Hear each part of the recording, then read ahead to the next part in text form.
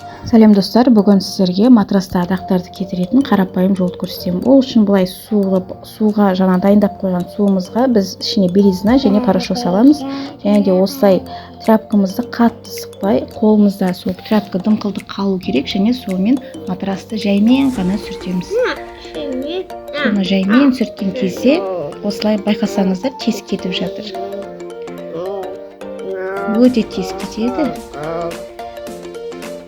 Солай жалғастырып жаймен ғана бәрін сүртіп шығамыз. Байқасаңыздар, міне өте тез кетіп жатыр.